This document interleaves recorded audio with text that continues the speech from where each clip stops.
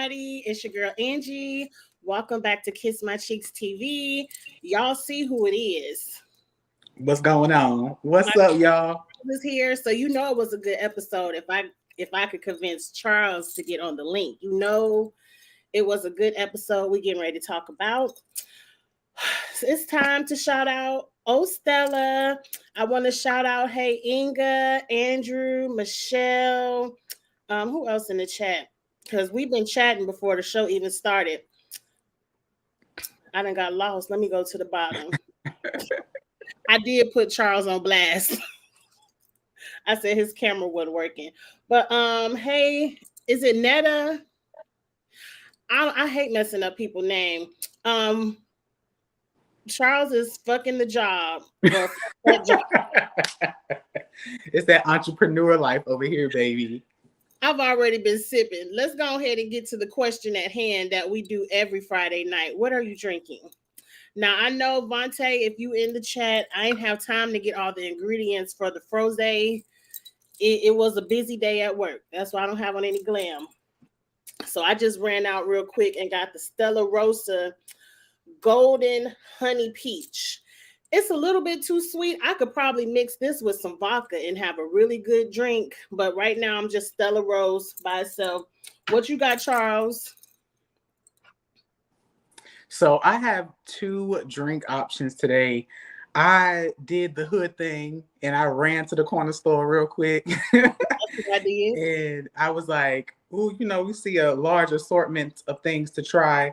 First, I got some Wicked Weed, citrus and passion fruit drink. I'm like, that sounds like some Four Loko stuff. So I just grabbed it. I was like, oh, let's see what that is like. That has alcohol in it? It does. It says it 9% alcohol.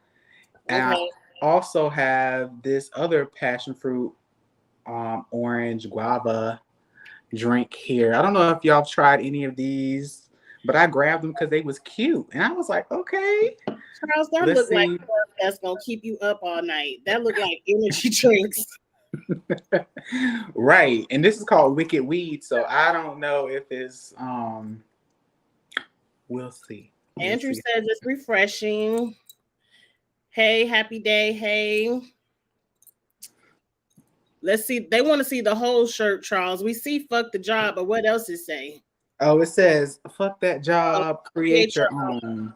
Yes, it's always good to have a side hustle or a main hustle. They're giving love to the shirts. Everyone has their drink ready. I got it right now, the girl. Okay, I'm good. I'm good. Hey, Lord, I can't see. Is it Drivy Girl? Hey, girl. Miguel is in here. We about to get into it. Yes, Survivor is running the game. All shouts out for the shirt. Now, Ingrid, you got Stella Cherry. Is that black cherry or is it cherry by itself? Because if it's cherry by itself, that's a new flavor I need to get onto. More love for the shirt. This is a beer. Koki is drinking water because she's driving, and that is the correct thing to do. Yes, ma'am. A nice Snapple. There's nothing wrong with a little bit of Snapple. Zuda, I think you my son age. I don't think you even old enough to drink. So you were doing the correct thing as well. Yeah, this is a beer. Oh, that's a beer, a flavor. I don't like flavor beer. This one is a beer.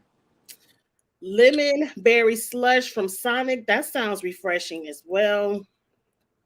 Especially put a little bit of tequila in that. That's going to be real good. And I got you hooked on the Stella Rosa. I know. I need Stella Rosa to give me, what is it? Endorsement, a sponsorship. Yes. I got a whole show named after them because I love me some Stella Rosa.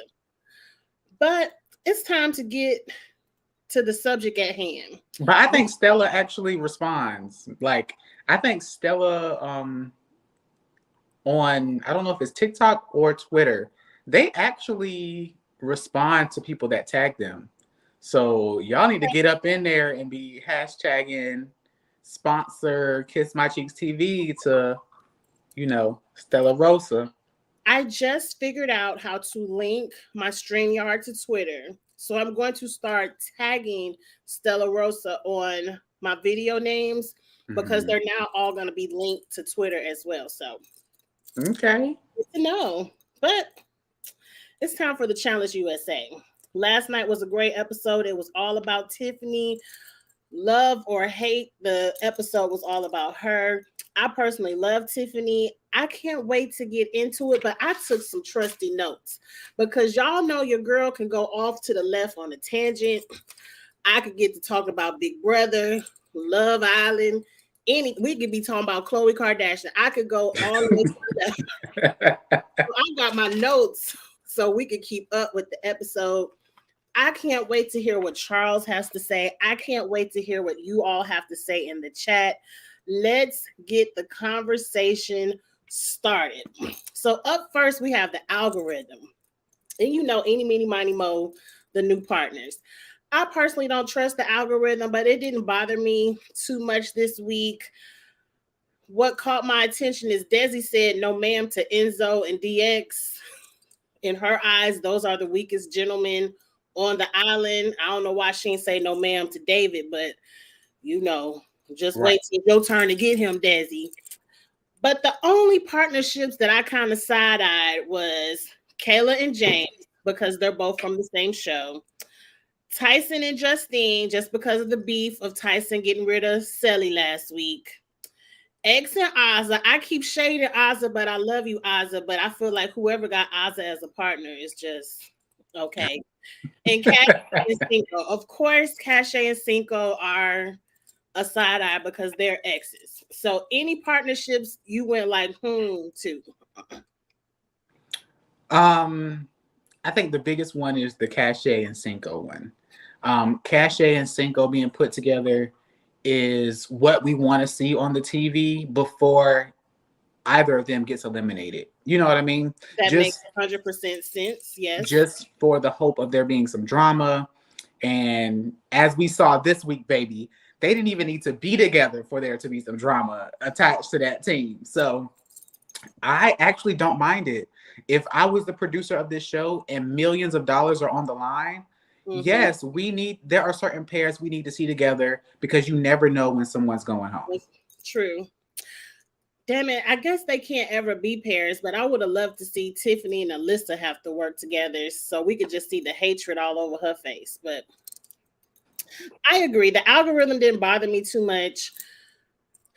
I don't even understand why there's beef. Go ahead and work with Cinco real quick, and then you don't have to work with him anymore. But you know why there's beef? Because you know why there's beef? There's beef over the pickle. It's over the pickle, ma'am. It's over the piece of man. That's all it's about. Miss Cache was pressed.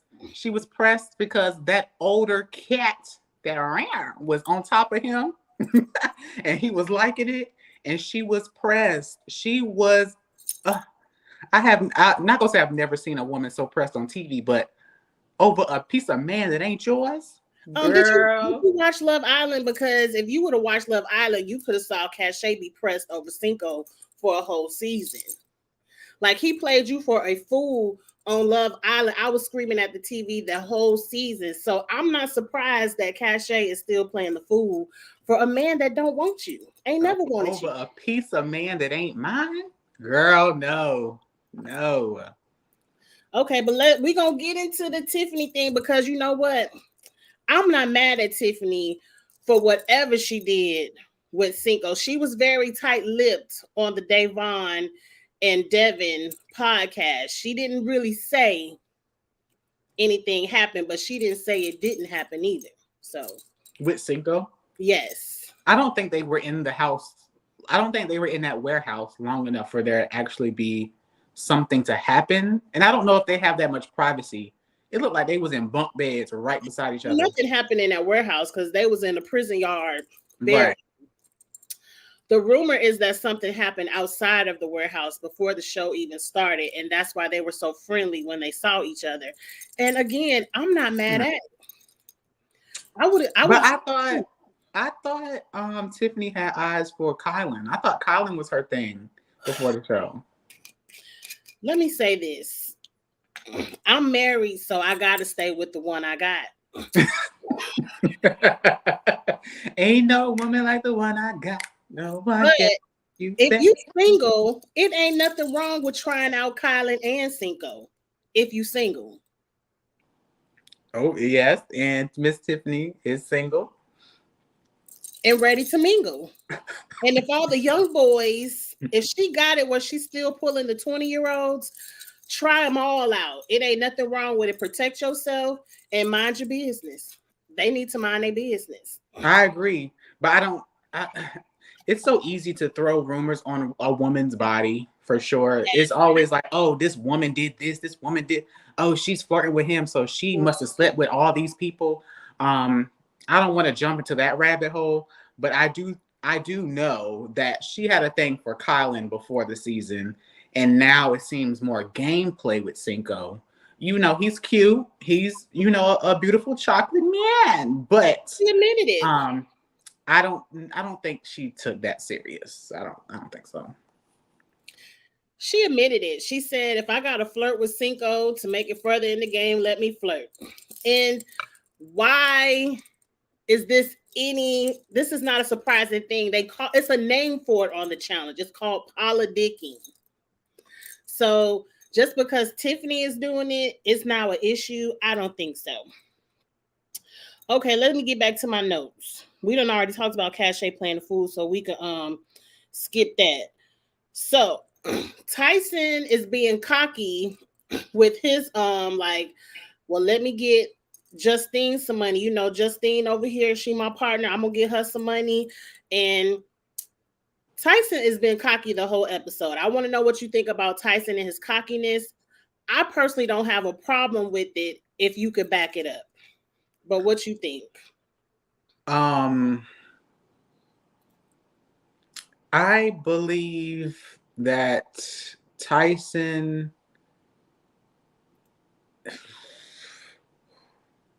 So preseason, when we talked about the cast, you know, we loved the cast, and everybody was already raving about Tyson.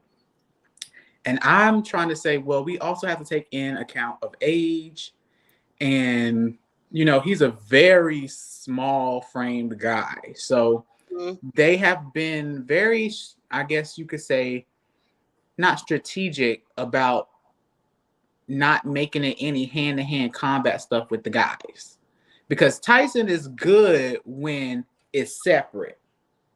If it's going to be puzzles all season, it's going to be swimming separately all season. If we're going to be climbing all season, Tyson's going to, he has the experience from Survivor. I think he doesn't get flustered much. I think that. But if we're going to have it to where a man gets to put their hands on Tyson, if Tyson got to get in there with Cinco or get in there with another big man, Tyson ain't the biggest dog in the yard. So I agree. Tyson is good at the daily challenges, which, you know, usually aren't as physical and hands-on until we get into like the get the ball and knock somebody out. But I agree with you. When it's time to pole wrestle, hall brawl, do something physical, they can easily get Tyson out of the game. Yeah, and he's not quick on his feet either. So if it's like a straight up sprint, you remember how Darrell had to do with, what was his name? Remember Darrell had to do just a foot race against Corey. Stuff like that. And Corey beasted him. Exactly. Certain things like that would put a Tyson at a disadvantage. But this season, because they are matched the way they are, I don't think there are going to be many, if any, like physical hand-to-hand combat eliminations even. So I think Tyson's going to do really well. And you're putting a huge target on your back, Tyson, by winning the first two. Like you won 2 in a row. I know it's only 2 episodes, but it's clear you're not going to win them all. Right. So it might be beneficial to I don't know if you can really throw it to one of your Survivor people unless you know somebody on Survivor already has enough words to win it and you're going last. But it might be beneficial to start throwing some of these. I don't know. But doesn't Survivor at this point have the most players in the game? Yes. Yeah. So I don't know if Tyson will be in an elimination until maybe the end of the season, if at all. If at all. But let's move on from Tyson. I just noticed some people on Twitter didn't like his cockiness, but it didn't bother me. If you could back it up, be cocky. Now let's get to the point of the episode where Shan gets involved. Tiffany is stretching out Cinco in the middle of the living room. I guess the workout room is in the middle of the living room. I don't know. But Survivor, it looks like the Survivor cast is sitting on the couch and they're watching.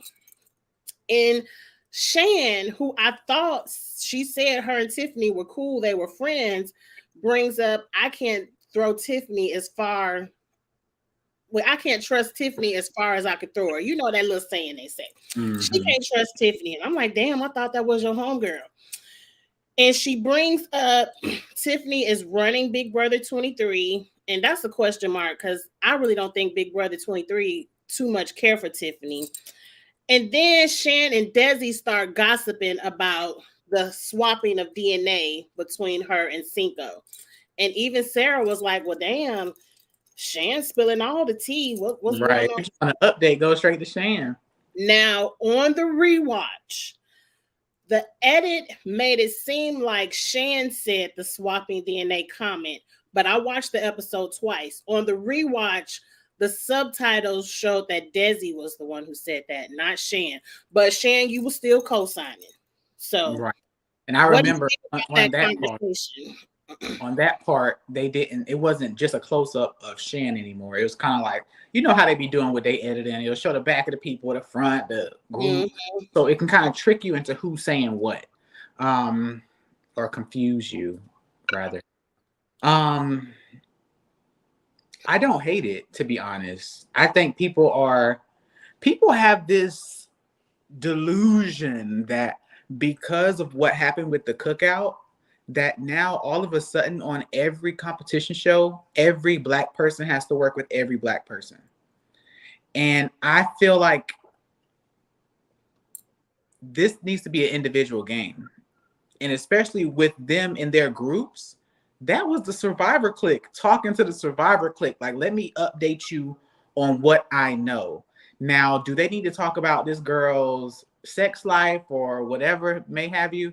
Not really. But if it's just as simple as this is strategy for her, this is what she's going to be using in the game, and then CBS, whoever drags it out just for the show, because they may only talk about that for like 10 seconds, but that's what they put in the episode. You know what I mean? I don't think it's as deep as probably Twitter is making it. Because, you know, Twitter will make a peanut into a factory, baby.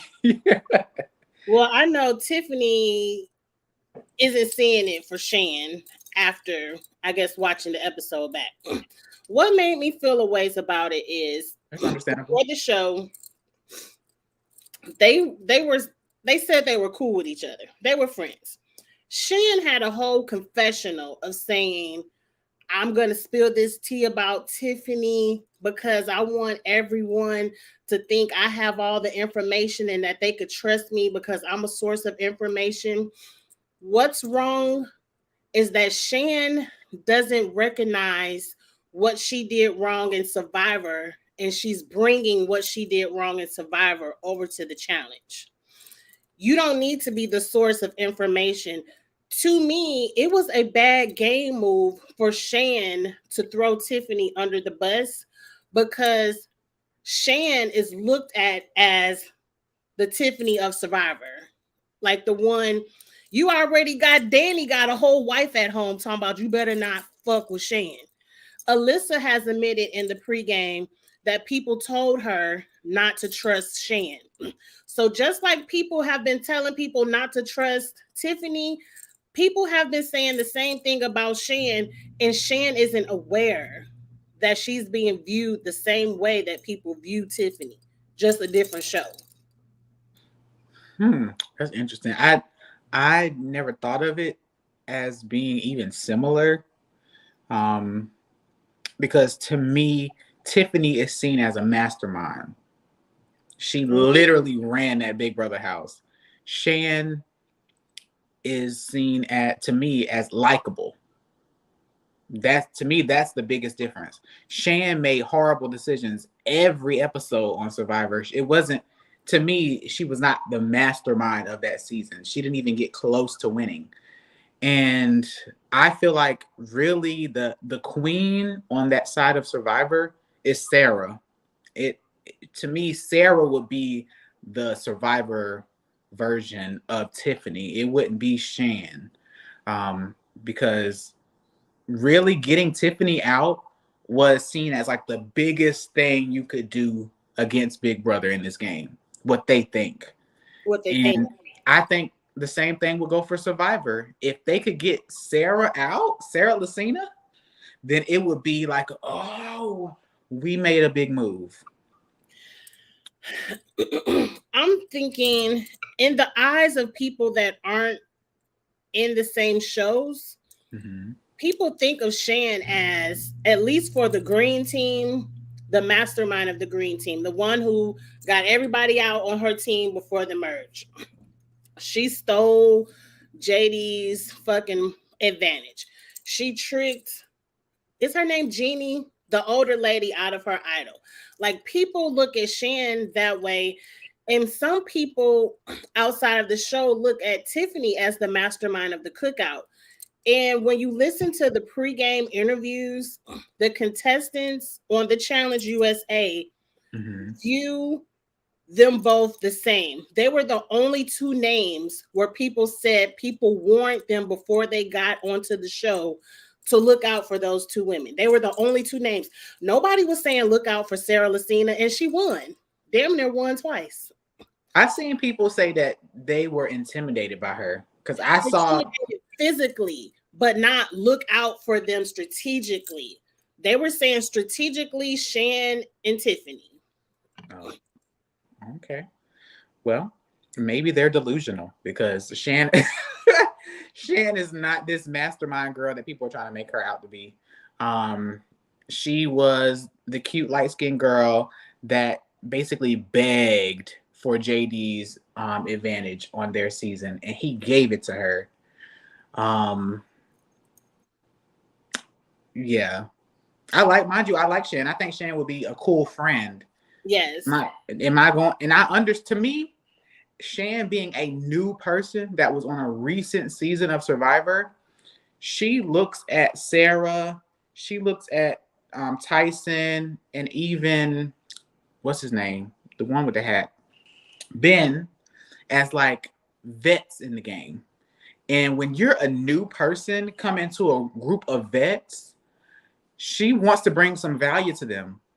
And her way of doing that is be like, yo, I know how we can be strong because I know information about them that y'all don't know. So this is my end to get some respect from the vets of the Survivor Alliance. The vets of I can see what you're saying, because the people on Survivor is more old school, where Shan is exactly. And that's her currency. That is what she has, is her information on people's personal life. Relationship. She could have picked somebody different, because she doesn't understand that now that Tiffany's gone, in the eyes of certain people on other shows, Shan is the next strategic threat. But what I was saying was, I don't think she only talked about Tiffany. I think they probably talked about everybody, but because they know when editing that Tiffany is going home next, they use that clip for her arc on the episode.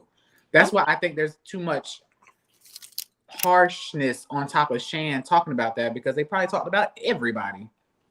But they showed They probably did. And that was the Tiffany farewell episode. Exactly. We had to get all the Tiffany clips in because Tiffany going home.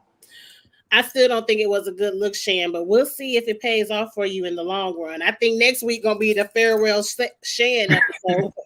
I highly no. I think people are gonna actually take shots at like Tyson before they even go after the other people on Survivor. They have to get someone outside of Survivor to win a challenge. And let's just go right into the challenge. We jumping on tires and playing Scrabble. I actually really enjoyed the challenge. You know, I like when they fall into the water. It was physically It's draining because you had to swim and climb up a ladder, pick pieces, and swim back. I thought it was great. For the most part, Angela thought this was Big Brother, and she said, let's spell out the longest word. Where she missed the point was to spell out the most words. James and Kayla got zero words. Poor James. I actually really like James. And it seemed like he got the wind knocked out of him. When he made that holler, I was like, oh, Lord. When we're talking about gameplay, James is playing. Yes, James is playing there the game. to play. He is playing the game. Yes. I like James. I don't know what David was up there doing. Like I said, I don't know why, because we watched the pregame interviews. I watched them, and everybody was like, David was a physical threat. And I'm like, I don't know what y'all looking at, but okay. Is it somebody else on the cast whose real name is David and we don't know? I don't know. But Dominic surprised me just because he's older and looks to be out of shape. He did a good job. Ozzy did a good job. Tyson and Justine beasted it. Tiffany and Castro actually did a really good job. Mm-hmm. And then Cachet up here scared and can't swim. And I'm like, how are you on the challenge and don't know how to swim? But anyway, what did you think about the actual challenge? I actually liked it. I really enjoyed the multiple layers of the challenge. The fact that you had to not only get in the water, you had to be brave enough to jump over that thing. You had to do create words out of these scrambled up letters. I thought we should have got a little bit more information on the rules, because when I was talking to my brother when we was watching it, I was like, why can't just one person pull down the letters, dropping them down to one other person? They swim it back. But we didn't really get the rules about both of y'all got to go up there and both of y'all got to get letters. I don't know. I kind of felt like you had to at least do it once. Like you had to get up there, grab on and jump down once. Because obviously at some point Tyson and Justine did that, where Tyson was like, well, let me go get the letters and you sit here and work the on words. Right. Because that, to me, that would be my strategy. I feel like the person that's not afraid of heights should be up there pulling letters. And then the person that's afraid of heights needs to be swimming the letters back to the board. And you could just do that back and forth, back and forth. That would be the best option rather than going up and down the ladder. But I have a feeling that they couldn't do that, because I feel like Tyson would have just been pulling letters down and dropping them. Because he went up there like 4 or 5 times. I don't think he would have did that if he didn't have to. I think there was a rule where you had to come down with the letters in your hand, because it looked like if you pulled the letter and it dropped, you couldn't use it. That's why they started stuffing it in their life vest, so they could hold on to it. Danny's wife think he's leaving for the gym at 7 a.m. It's so early. Not shading Miss Kiki Michelle. I actually follow Kiki on Twitter. I like Danny's wife. I'm done with this one. If I had to give you a review 28 minutes in, I've been sipping on this one. I would give this a 1 out of 5. I do not recommend. I don't really like beer, and I've been sipping on this. It's supposed to be passion fruit, orange, and guava. I don't taste none of that. I just taste beer, and so I'm gonna pop this cute one open next. Imperial Haze, Wicked Weed, Dr. Drank. It sounds like you about to do some stuff to fuck you up. It sounds like one about to build you up and one about to slow you down, talking about wicked weed. I am a little warm right now, but I ain't finished that. This one's like halfway. Your drink empty? I have notes, because I done already drank half the bottle of Stella, so that's why we got notes. Okay, let's move on. So for the most part, everyone enjoyed the challenge this week. I thought it was a great challenge. Yeah, I thought it was good. Entertaining. I thought Tiffany was gonna win for a moment, because they got 6. Everybody else was getting like 3, 4. I think Tyson and them won with 9, and I think one other group had 6, and then everybody else, like you said, had 3 or 4, 2, 0. But okay, what happened next? Okay, it's time for the last place talk with the winners. And I don't know, I kind of like the idea of instead of just having a last place talk with, the people who came in last, maybe Mhm. do a tribunal where you all pick three teams you thinking about throwing in so we can see them talk to three different teams and not just pull strategy from one. No, No, I feel like that's too similar to a previous season for true. one, and I also feel like that will be too much time wasted talking. Because some people don't like to watch people sit around and just talk. Because usually, anyways, it's always one or two teams that's gonna go in regardless. So it's like we're wasting a whole episode. Everybody talking about Tiffany. You're right, because everybody was gonna say Tiffany anyway. So James, Kayla, who don't understand strategy, like I really don't know who I want to go against. James was naming names. He said, "Look, I understand how this game is played. Y'all not about to throw in Survivor or Love Island, so I guess it's gonna be X and Alyssa, or X and Azza, Alyssa and Enzo. And if y'all want to take a risk, throw in Tiffany and Casual." I love watching James play. Now they talk about strategic. That's who they need to watch out for. He done pretty much controlled the vote 2 episodes in a row. Yep. And we might not want to talk about homophobia, but James has been the early target. Like the skinny gays are always the early target on the challenge.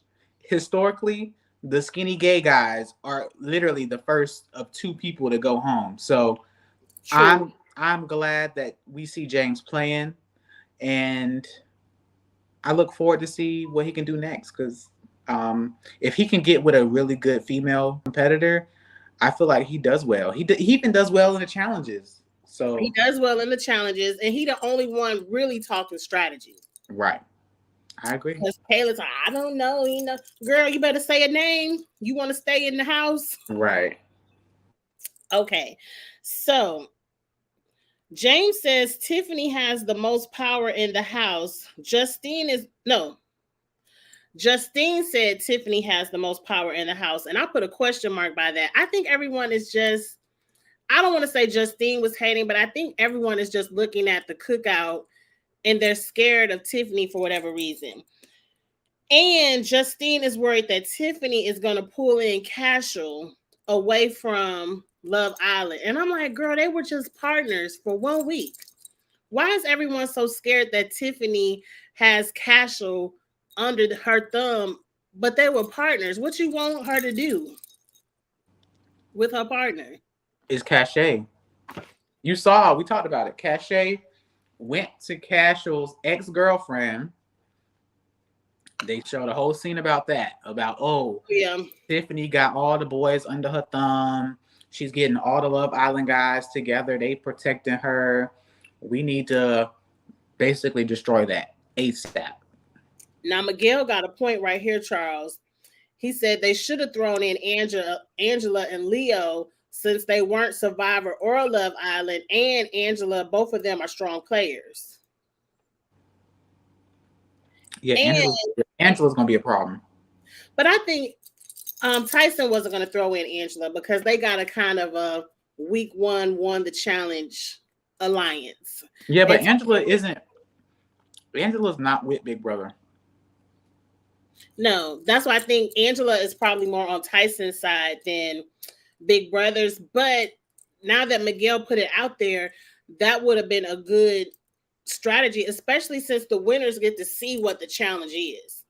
And you be like, oh, this riding bikes. Angela them might lose to riding bikes. Anybody could ride a bike. I would have took a chance, but Big Brother's the selected players from Big Brother are too ethnic. Angela is gonna ride out with the white conservatives. Angela's gonna be over there with Tyson, Ben, Sarah, even though she's not on their show. I said this preseason. Angela is riding out with the people from Survivor. She's not riding out with the cookout. That's not what Angela about to do. I agree. But that was a good idea, Miguel. I never thought of that. I put a quick question in my notes. I'm going to pose this question to you, Charles, and to the chat. On the after show, Tiffany and Davon's podcast, not Tiffany, whose podcast is it? Davon and Devin's podcast. Yes. Tiffany admitted that she's no physical threat. She hadn't worked out before going on the challenge. She didn't have endurance. She had an ankle problem. Do you think when it comes to the challenge that Tiffany being this big strategic player is worth getting out, or should they have tried to go after a bigger physical threat? Like, was this a waste of an elimination for the challenge? I agree. It was, to me, it was an emotional elimination. Yes. It was purely a bitter ex-girlfriend's push to get the girl in her ex-boyfriend's eye out of the game. 100%. We keep talking about Tiffany's strategic gameplay, masterminding. Tiffany is as strong as Veronica in the challenge. She might be smart, but she's not going to win no challenges. Tiffany is literally Veronica, the black version, on the challenge. Tiffany's not a threat in the challenge. It is 100% about cachet, seeing that beautiful chocolate man with another woman and carrying her to bed, and it's not her.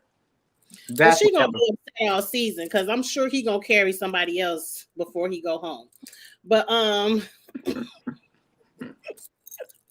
but I agree. I think this was a waste of elimination. Even Tyson admitted, like, Tiffany really ain't running nothing because everybody want her out. But it is what it is. She gone. It's over with. But I did want to ask that question because I thought, that was kind of a waste, and you could have took a shot at somebody else. Hell, you could have tried to find somebody to get James out if you're looking to get rid of strategic people. Okay, so we're now at the scene where Cinco is carrying Tiffany to bed. Now, you know I watched this twice. On the second watch, I did notice the huge bag of ice on Tiffany's ankle. So she did sprain or twist or do something to her ankle. And that is the reason why Cinco was carrying her. He wasn't just carrying her off to love, to make out or whatever. She did mess up her ankle, and that's why he carried her. So I did catch that on the rewatch. And Cachet happened to be in the same room walking by. Cachet was in the room losing her mind. Losing it. Oh, I can't believe he's carrying her. What's going on? That is so funny to me. Tiffany says Cinco is not your man, but she says that in the confessional. But I'm like, that is a fact. Girl, everybody, well, amongst you three, you're all single. So why are you pressed? Cachet did say she hadn't talked to Cinco since the breakup. So I'm sure there's a lot of hurt feelings that she hasn't been able to express. But my thing with Cachet, girlfriend, you played the fool for this man on national TV. But we watched the whole season of you play the fool for Cinco. I wouldn't want to come on another show and play the fool again. Yeah, but what is Cachet's problem? Is Cachet in high school? What's really her issue? Because if they haven't talked since Love Island, how many years ago was that? Well, it was just last year. Last year. Okay. Yes.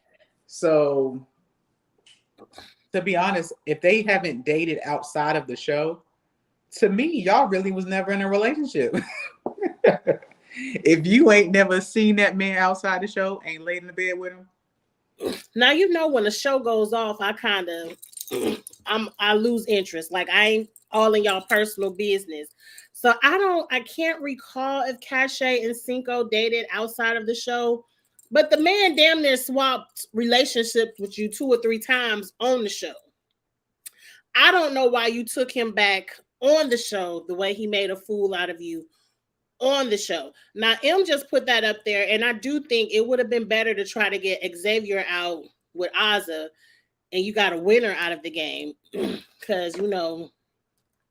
But I did hear a lot of people, since this isn't a true challenge cast, like they're all rookies, a lot of people on this cast don't think it's fair to throw people into elimination back to back. So that's something that's not normal on the challenge. Like, we're used to them going in until they go home. But let's talk. But my thing is, even if, okay, I don't watch Love Island. Number one. Number two, just because you're matched up with somebody on a reality show, don't mean y'all is even really in a relationship. Are we giving her too much credit? Were they really together, or were they just matched up on the show? This man on the show. The point of Love Island, it's not really like a robot putting them together. They have a choice. Right. One week the men choose the women, the next week the women choose the men. When it was the men's turn to choose the women, Cinco dropped cachet. I want to be with Trina. Bye. That's it. Then Cinco was like, I feel like, because the audience does get to vote and the audience can send people home. I think 1 week Cinco and Trina got voted kind of low. And so Cinco probably thought, people like me with cachet. Let me go smooth things over with her. And that's what he did. And cachet took his ass back. The whole time, Cinco was still kind of looking at Trina. He kissed the grape head girl on the show while he was dating cachet. Like, the whole time, everybody was like, girl, this man is playing a fool, making a fool out of you on TV, and you want to be with him. Right, now, but that's not even a relationship. Y'all on a TV show trying to be matched up. That's not a relationship. Because the people who won the show definitely wasn't in a relationship, but they won. To me, a relationship would be like I know you don't like them, but like Nicole and Victor. They're a relationship beyond the show. Bailey and Swaggy. That's a relationship. These are relationships. Y'all was a match on a show. Even if you were together on the whole show, to me, that don't mean y'all was in a relationship. She might be obsessed with him. That might be the issue. She might be a little obsessed. Well, the people who keep up with the relationship statuses after Love Island, apparently they dated after the show. And maybe a few months before the challenge is when they broke up. And since they didn't talk since the breakup, they just now seeing each other in the challenge. So there's a lot of hurt feelings. So they must have taken their relationship outside of the show. Okay. And tried it out for a few months. But at the end of the day, who cares? Right. Let me stop saying that. Huh? I said they single. Period. You're single. But I mean, I got to go back to my 20-year-old brain. I get it. Like, when you break up with somebody, you haven't seen them in a while. It's not necessarily that you want them back. It might just be some stuff you got to get off your chest for closure. And Cachet probably hasn't said it to Cinco because, like I said, Cinco made a fool out of her. And she needs to get that off of her chest. And I hope she can get over it, girl. Right. But getting Tiffany out is not going to clear up what you got going on with Cinco. I agree with Zuda. Those are real relationships. Brendan and Rachel, Jess and Cody, those are relationships. Rob and Amber. Rob and Amber Survivor. Okay. Yeah, you can't really take Love Island too seriously because, one, y'all playing around with people's feelings for money. It's not like you leaving the show with nothing but love. Like, you playing around for votes for money. So let's get into what Cachet actually said, because I didn't appreciate none of this conversation that Cachet had with, I believe, Kyra the next morning. She said, Tiffany uses her feminine wiles in the game, and that's not her vibe. Cinco is easily manipulated by women, and Tiffany is taking advantage with her feminine ways. And I'm like, bitch, you was on the whole show in a bikini for 3 months. What do you mean she's using her feminine wiles for a man? That's what you just did over there on Love Island. She also says Tiffany is intimidated by beautiful women. She's talking to Kyra. She's threatened by us because we're beautiful up in here. And she wants a co-signer for her hateration. And she was like, look, Kyra, she's pulling Casual away from Love Island too. What do you, she says Tiffany has Cashel under her thumb where they're just partners. They have to work together this week. What do you think about all the hateration that Cache just spewed to her girlfriend, Kyra? I think if we need to see an example of insecurity, Cache is a great example of that. And in her attempt to use ageism against Tiffany, because to say that Tiffany's not beautiful, why? Why is Tiffany not beautiful but you are? Like what is it about Tiffany that doesn't make her beautiful? The only thing Her we know about age. Tiffany is that she's in her 40s, right? And she got a child. And what does that mean? That means that has nothing to do with beauty. Nothing. So if we're gonna call a spade, she was being very ageist in that moment. It was just this old bitch over here fucking with my We ex. intimidated That's what by this. We that's young. the energy it was given. It was given, oh, that cougar over there, she's not as young and supple as us per like girl. I didn't get it because she kind of contradicted herself. She says Tiffany is intimidated by beautiful women. But then over here, you're saying she's using her feminine ways to attract men, and Cinco is so dumb that he's falling for it, which in some sense you're saying that she's beautiful too. I didn't really understand. Her hateration didn't make sense. It didn't make sense. And Kyra, you a dummy for falling for this. Because she clearly doesn't care about what Cashel's doing. Kyra didn't give a damn. You're a dummy for falling for the bullshit that Cache is saying. And this is my second question that I put in my notes. In the long run of it all, y'all too busy worried about what Cinco, you too busy worried about what Cinco, a single ass man, is doing in the game, that you aren't realizing that you're sacrificing one of your numbers. Love Island sacrificed a number when the challenge is a numbers game because Cache was jealous.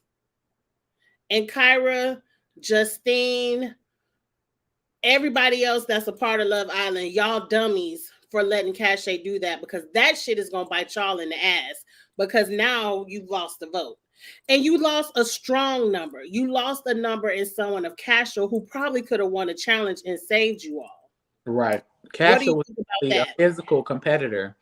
Cashel was somebody that they could actually have used um, to get some Look what people Davion out. just said. Um, I think it. I think it's sad.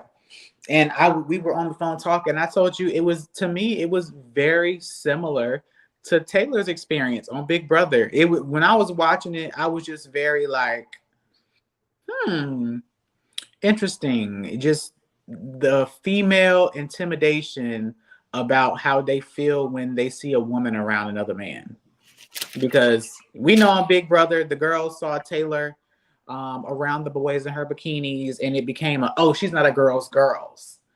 And the same shit happened to Tiffany. It's like, oh, she wants to be around all the boys. She has all the Love Island boys to her. She's not a girl's. It's same shit, different show. Right there. um, let's get into Tyson and Tiffany, because I want to get into Tyson and Tiffany, Tyson and Alyssa, Yes. Tyson and Xavier. First, Tyson has a conversation with Tiffany. Should it be X or should it be Alyssa and Enzo? Tiffany is like, if I have to lose one of them, I'd rather it be Alyssa and Enzo.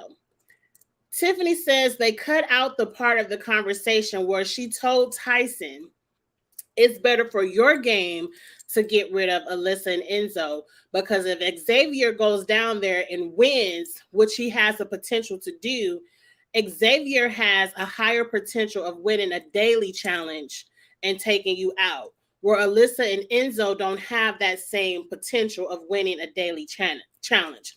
They cut that from the episode, which that makes a lot of sense, instead of making it seem like Tiffany just said, oh, get rid of Alyssa. You know, she had a reason behind what she said.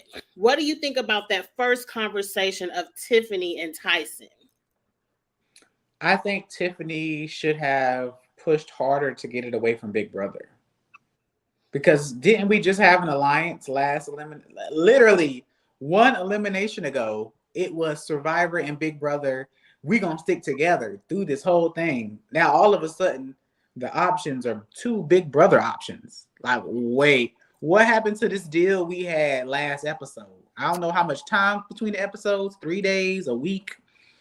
Well, Charles, you just said Angela wasn't truly Big Brother, so was it really Survivor Big Brother? It was Survivor Big Brother because it wasn't about Angela really. In the episode, they said distinctly Survivor Big Brother, we're gonna ride it. They were saying show names. But it's also not a good idea for Tiffany to start pitching other names when Tyson came to her with two groups. It probably wouldn't have been a good look for her to be like, no, don't do Big Brother. What about so-and-so and so-and-so? I think she kept it real with the two names that were put in front of her. She gave an answer, and I felt like that was smart to do. Yeah, but I feel like, okay, maybe it's just me. We can talk about those two names, but what happened to us working together? Because soon as I don't care what nobody say, if I'm on Big Brother, if I'm a Big Brother cast member, and he came to me with two Big Brother teams, my antennas would have been going off. Tiffany's antennas weren't going off enough for me. That's what I'm trying to say. Tiffany was shocked by going down there because her antennas weren't going off. That Big Brother was going in next. Mm-hmm. So I feel like that's where she didn't have to say another name, but she could have been like, why? Why are those the two options? Well, Survivor wasn't going to be an option. Aren't we going to work together? Yeah, but we got two other shows. We got Amazing Race. We got Amazing Race was already lost. Amazing Race already down there. Maybe if there was another Love Island duo, maybe she could have pitched that. Yeah. But then the only Love Island duo, I think, was Cinco and Cache, and she wasn't going to pitch Cinco. Well, on top of my head, I don't know all the pairs, so I don't know I don't even know how many Amazing Race people are even there. So I can't speak to that. 3. But either way, the conversation should have been steered away from like what happened to the deal. Like, what was this short term? This was a 30-day loan. What happened, baby? What happened? Because we was just sitting pretty. Yeah, they were. But you also have to win. But now let's get into the Alyssa Xavier conversation. This conversation kind of pissed me off because Alyssa feels entitled to something, and these both are just games. This is real life. These both are just games. Alyssa is like, I spent 65 days in the house with my best friend and he lied to me. I'm like, bitch, that was not your best friend. Oh, Xavier, it's time for you to prove that you have my back. Why does he have to prove shit to you? And the way that Xavier soaked up this non-melanated woman's tears or cries, like, I just have to save her. Why did he feel so deeply in the need to save her when he has Azza, Tiffany? He has a plethora of other women that he could work with. And the whole time Alyssa is sitting here begging for herself to be saved, she's plotting for your demise. She's plotting for the opportunity to get revenge on you. Let's not act like we don't know why. Xavier is still hoping, praying on a bended knee for the day of some of that kitty. He has liked Alyssa since day one of Big Brother, and not in a friendship type of way. He's still waiting on his chance to have a moment in time, like Cherish said, a moment in time with Alyssa. So she guilt tripped him with her light bright skin and her doughy eyes that, oh, you hurt my heart, and let me see you do this for me. Now, if he was a better man and a better player, he would have did more to assure that Big Brother didn't go in. To me, I blame all of them. Everybody on Big Brother, I blame all of them for Tiffany being put down there. Because Tiffany the only one with a brain that's working to save y'all. And let me just say this. Xavier has $750,000. Probably a good $450 after taxes. That's what I'm about to say. About $445,000. Right, a good $450 after taxes. You telling me you can't find another light bright with $450,000? You still caping for Alyssa? Yeah, and the thing about the way she was speaking as if they were in a showmance already. Right, like I need you to prove it to me. Exactly. I don't see you doing anything about my game. What are you doing about my game? Bitch. At this point, she should have said, "Where is my check?" Like, you're not doing nothing for me. Where is my $225? If you got $450, where my $225? That's pretty much what she should be saying to him. I need to see they text threads because there's probably some voodoo on that right there. There's something there more than what we know. I need to see they text threads. It has to be, because I know I'm jumping ahead of my notes, but the way Xavier winked at Alyssa when Alyssa saw that it was Tiffany and Cashel going into the elimination, I wanted to snatch him up by his throat through the TV. I'm like, no, you did not give the wink. I saved you. Yes, he over there trying to get tallies. He's trying to get tallies to the Punani. He is in there in that cave trying to get to. It's not that deep. He could have cut her a quick $20,000 check, and I promise you, her legs would have opened. It's not that deep. Mind you, I do like Xavier now. I still believe that Xavier has a great chance of winning this game. Still. Because it's crazy that he won his own season, but he's still not seen as a threat. I don't know if that's shade, if I seen shade. No, let me tell you why he's not seen as a threat. Because even though he won that season of the cookout, it was Tiffany's strategy that got those 6 to the end, not Xavier's. So Tiffany is looked at as the strategic player. And you notice when it came down to the 6, I believe Tiffany was the first one to go. Yes, she was. 6th place. So if Tiffany could have had a little bit of HOH veto wins within her, she probably could have made it to the end of the game and would have deserved to win, but she couldn't get to the end. But with that being said, that's why they're now looking at Xavier, because we know he just was black. Just like Ozzy was black, Big D is black. Hannah played the game. Colin did he won a couple of HOHs, but most of them just were black and rode that thing to the final 6. And it is what it is. 2 of them, Big D and Ozzy. Big D and Ozzy rode that thing to the final 6. And that's why they don't look at Xavier like, oh, he was the mastermind behind the cookout. Everyone gives that credit to Tiffany. And that's probably why Xavier has a little bit of hateration within him, because he won the game, but he doesn't get the credit for the strategy. He just gets the credit for making it to the end. Right. But there is definitely something to be said, even when it got down to the 6, the fact that 6, but he did win out. He won out. When it got down to 5 and 4, Xavier started winning every damn competition. So I have faith that on the challenge, yes, Tiffany is gone now, and we have to move on, but I still want somebody black to win. There's enough black people from all the shows sitting here on the Challenge USA for someone black to win. But it ain't that many. It will hold up. But it ain't that many winners up there for somebody black to win. I don't want just a cachet to win or No, they not gonna win.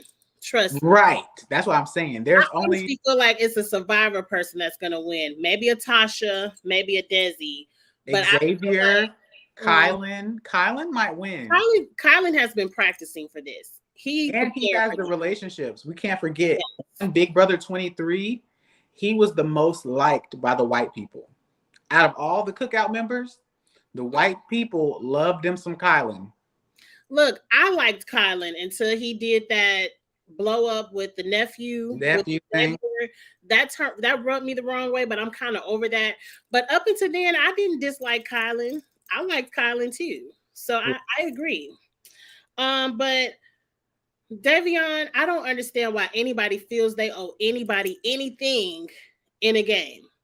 You're not my cousin. You're not my sister. I don't owe you a hookup for nothing. Michelle, if David win, Who said David was winning? I ain't seen him. Michelle, if David wins, no ma'am. We will get a whole nother 2-hour monologue from Davon on YouTube if David wins. So no, David we do need to not. open up that ladder. So David winning is like Ozza winning. If Ozza win, let's move on. What's the next point of my notes? Okay. Let's move on. So now we have I left out the conversation between Xavier and Tyson. Well, that comes next. So Tiffany and Castro are blindsided and thrown in. Are you upset with the blindside? I personally appreciate a good blindside because we ain't seen one on Big Brother or Survivor in a while. So we got a good blindside over here. we wanted a great season. We're getting a great season. Even though when a favorite goes home this early, it's a sign of a lot of switching gonna happen. Yes, I agree. And I'm not mad. I love Tiffany, but it's so many people here I love. I'm sorry you had to go. Tiffany says she training for the next one. Girl, do better next time. Okay. Kyra and Cachet are laughing, and I'm rolling my eyes at the TV at Kyra and Cachet. Alyssa and the confessional calls Tiffany a liar and a manipulator, and Xavier winks at her like, I saved you. And what bothered me the most was the scene between Xavier and Tyson, where Tyson is like, if I throw in Tiffany, you're going to help me with damage control, right? And he's like, yeah, I got you. I'm going to help you clean it up. And I'm like, again, why do we need a black man to help clean up you throwing in a black woman? Though I don't think it was racial over here, but it's just like, Tyson, stand in your own shit. You won 2 challenges in a row. You threw in Tiffany, stand in it. It's because Xavier's inside the BB Alliance and he's also cookout. So if it's the BB Alliance, let's be real. Tiffany already said, fuck everybody but Ozza. Because it's clear when the challenge, the little bicycle puzzle challenge, I don't even want to talk about the elimination. It wasn't too exciting for me.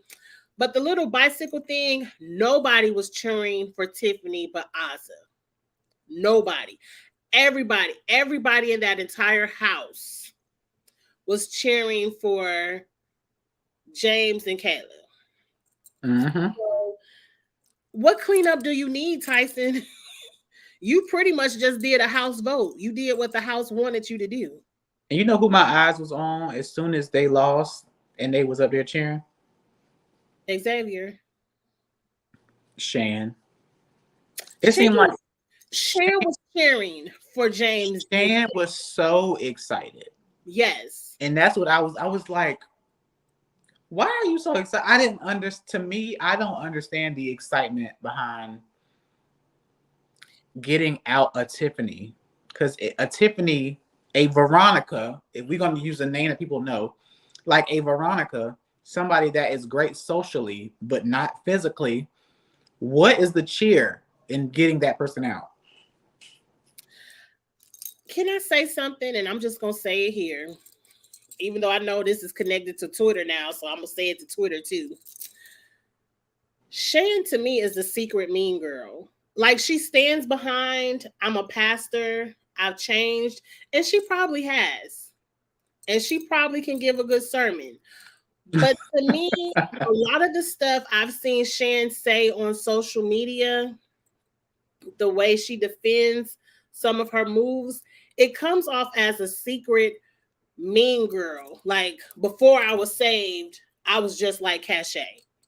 And so maybe the hateration that Cachet was displaying, maybe Shan used to see that in herself. I don't know.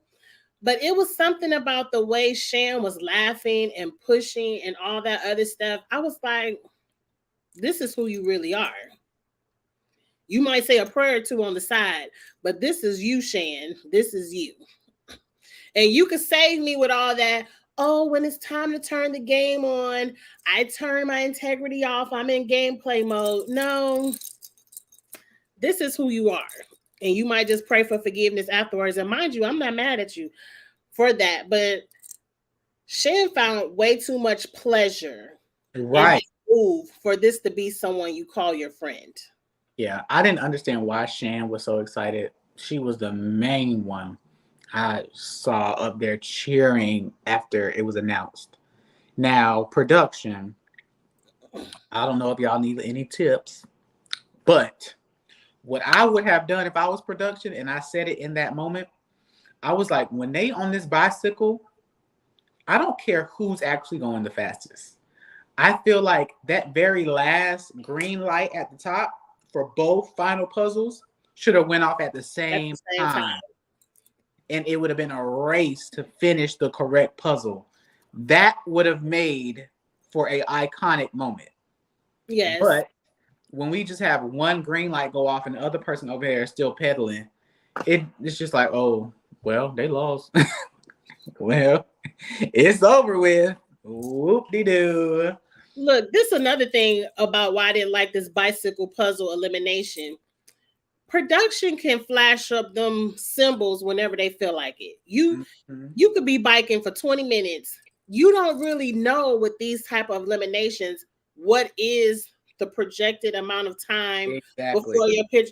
They could have been flashing them pictures whenever they felt like it. And that would have been better, like you said, like a running clock. If on both sides, if their goal is 5 miles, we need to see the mileage going. Yes. So we know, and it keeps the integrity of the elimination. And it also pushes them to go harder, because if they're like 4.3 and the other person's light goes off, they know that they need to push. It's right there. Let's go, you know? Because Tiffany won't push it. Tiffany was literally power walking. But her ankle was sprained. But Casual was pushing enough for 3 people. So I'm like, as fast as Casual was going, why is there things? No lights, right. So yeah, but let's get into what the people were saying on social media, because I did see Shan trying to cover herself on social media. I screenshotted the tweets, but I want to talk about what's her name? Cachet. Cachet did throw Alyssa under the bus. She said Alyssa told her that Shan was coming after the Love Island girls. Now, y'all know I don't pay good enough attention, and sometimes things go over my mind, over my head. But I watched it twice. Was Shan coming after the Love Island girls?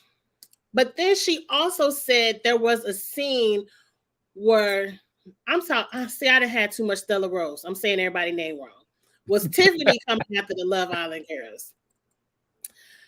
Cachet also said Tiffany told somebody, I'm getting ready to make Cachet jealous. Let me put on this lingerie and walk around Cinco. And Tiffany put on some lingerie and walked around Cinco, and Cachet didn't like that.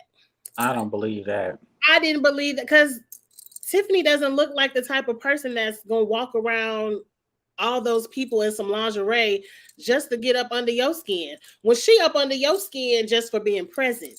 Right. And we didn't see that. If she did that, we would have saw it. We would have saw it on the TV screen. That is what Cachet had to say on Twitter to explain herself. She wants people to feel sympathy. Like, she put on lingerie in front of Cinco, bitch. You had on a thong bikini in front of Cinco for 3 months and you still couldn't keep him. What make you think he's so pressed by some lingerie? Right. actually, since we want to talk about women's bodies so much and justifying like slut shaming, because they're literally slut Because shaming. that was slut shaming. Yeah, Yes. Cachet is slut shaming Tiffany. Like, well, she was being a slut, so I was right in what I was doing. Is the excuse she's giving.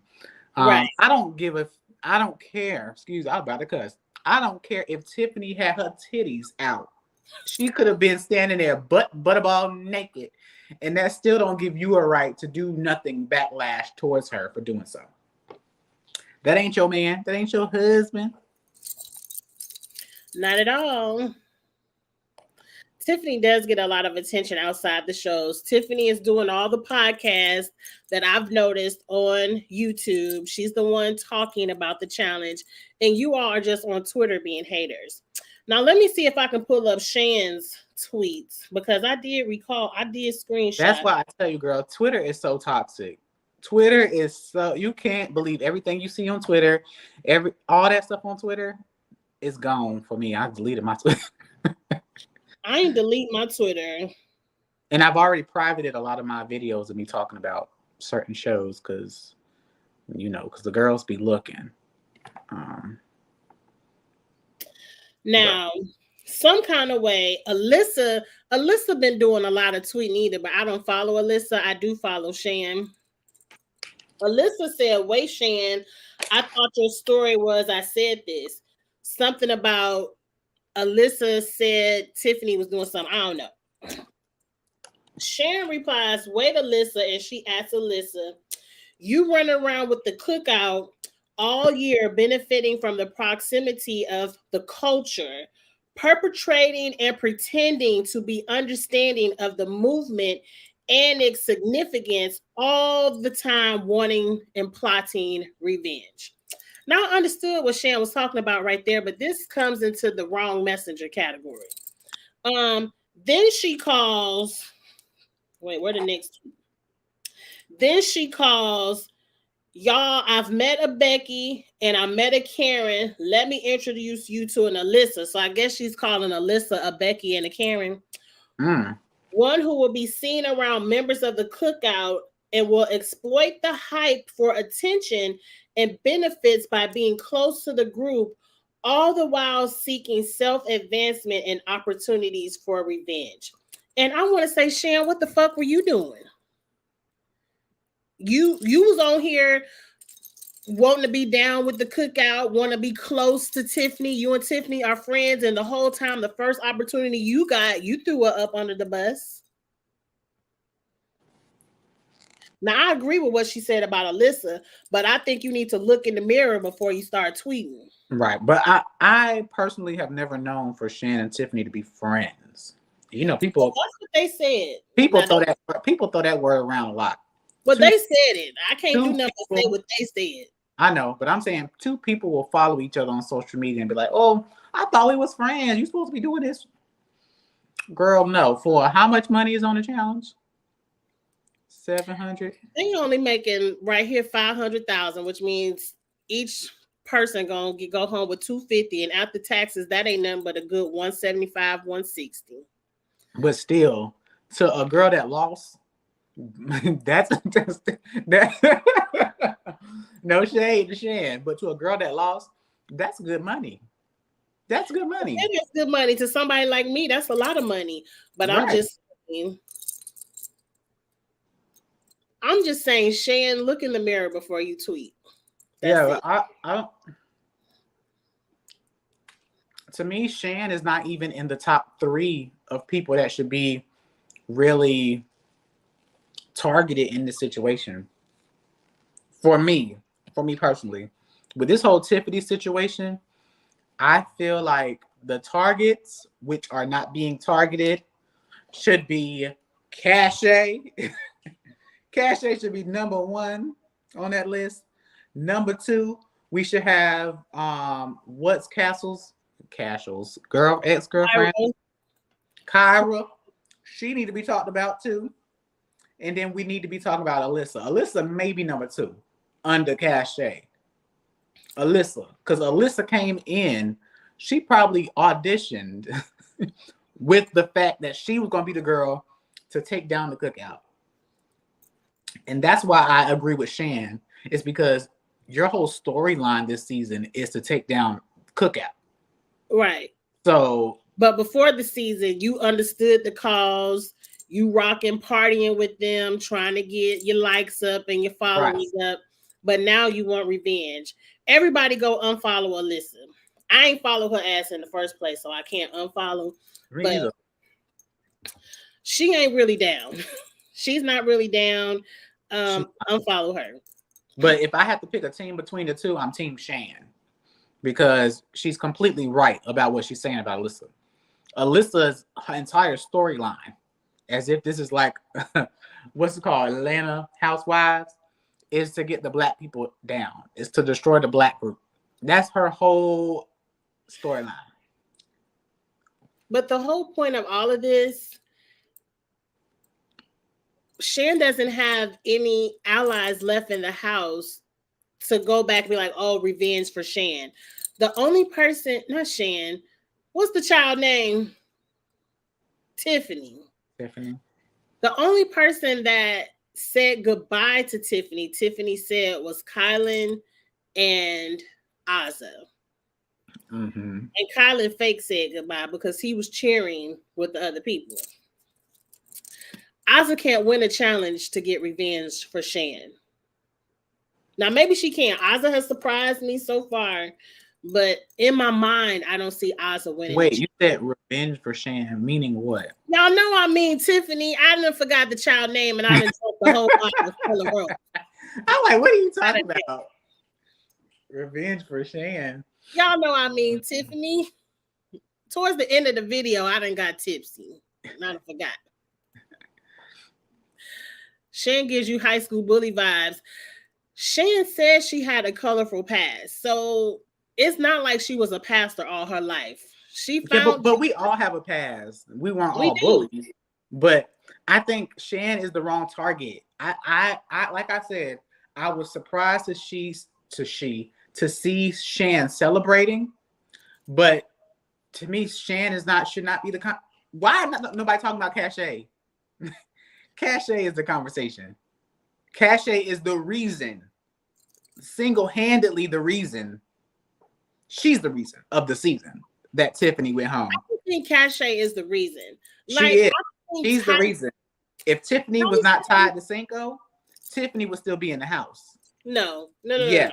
Yes. People were gunning for Tiffany before her little carrying around with ice on my ankle affair with Cinco. I don't think Tyson cares enough about Cachet to do Cachet's dirty work. Tyson was listening to people like Shan, who's in the Survivor Alliance, because Tyson was in that group conversation where he said, Shan can't be trusted. Tyson was sitting at the couch during that stretching session. He's listening to people like Xavier, who is a winner of a season, is like, it's okay if you get rid of Tiffany. He's listening to Alyssa, who wants Tiffany gone. He's listening to people like James, who is a strategist. It just so happened that during all of the people strategizing against Tiffany, that Cachet was also hating. But I don't think Tyson was like, oh, Cachet is upset with Tiffany. It's time for... No. No, that just happens to be a part of the story. But Tyson, I don't know if I agree with that because Tyson made it as if he was doing Justine a favor. Justine is girls with Cachet. They wanted Tiffany out for Cachet's purpose. It is not single-handedly because of other people. We did not see Shan strategically going to him saying, I want her out. All she said was, I don't trust her. As far as I throw her, that's all she said. She ain't do no strategizing to get Tiffany out. That's fake news. That's not actual factual. Okay, she didn't do strategy, but I'm just saying Tyson gives me... Alyssa did. Alyssa was strategizing to get Tiffany out. Tyson gives me, how like, I don't want to call him a misogynist, but on the regular season of the challenge, MTV's version, there's a lot of misogyny over there where it seems like the men are running the game. And even though the women might have a little suggestion, if the men ain't down for it, they not doing it. So Yeah, Tyson, but before they went to the elimination, we saw them two sitting together, Justine and Tyson, and he turned to her and said that he did her this favor. Be ready for tonight because we're getting the person out that you want out. It's the person she wanted out. They had that conversation. It was not Tyson. It was more so fulfilling what Justine wanted through her girls. I agree. That's what Justine wanted. I'm just saying, if Tyson, let's say for whatever reason, Tyson, and this is all hypothetical, that Tyson and Tiffany had some kind of secret alliance, and Tyson would have put his foot down and be like, no, we're not going to do it. I believe if in Tyson's mind, he also did not want that to happen, it wouldn't have happened. He would have told Justine, well, we can't do that. We got to do this. So I feel like it's still Tyson's decision that he's putting off on Justine. Like, yeah, well, I did lie to her, but I think he did. I agree. I think because they are partners, even if one person, Justine, wants it the most, him confirming it has to happen because they are a pair. I agree with that. And because he is a Caucasian man, basically, when he confirms, that's what's going to happen for that team. Yes, I completely agree with that. But I don't agree that it's because people went to him about Tiffany. Like, yeah, we saw Alyssa do that. We saw him have conversations after that with other people like Xavier to see. Alyssa, James.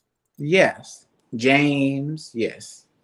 But his conversation with Xavier was more so to see if Xavier was okay with it. Because I believe if Xavier would have gave off the vibe that he was not okay with it, he wouldn't have done it. He wouldn't have done it. So sorry, so sad. And he wouldn't have confirmed to Justine that we can get the girl out that you want out. Right. Because to me, it was Tyson's decision. Like you said, if the moving parts that Tyson, if they would have, them conversations would have been like, no, not Tiffany, not yet. He would have went to Justine and been like, okay, it's too soon to get out of Tiffany. We got to do this. But because he felt okay with it, it was like, okay, she can go. We can do what you want to do. Right. But that's because he doesn't care about Tiffany going home. It's more so he does not care about Tiffany going home. Not because he wants Tiffany to go home. He just didn't care. I don't think Tyson cares about anyone outside of Survivor. I don't think Tyson even knows what the cookout is. I think he does because he reviews. I don't watch Tyson's YouTube, but I know he reviews Big Brother. Big Brother 23, he reviewed it? Yes. So I'm sure he knows what the cookout is. I guess so. Maybe.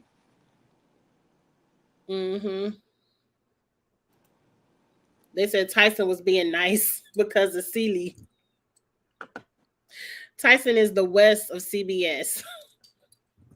They do like him on CBS. I like Tyson. I don't care that he's cocky because Bananas is cocky and we like Well, I like Bananas. I can't speak for everybody, but it's a part of the game. If you can back it up.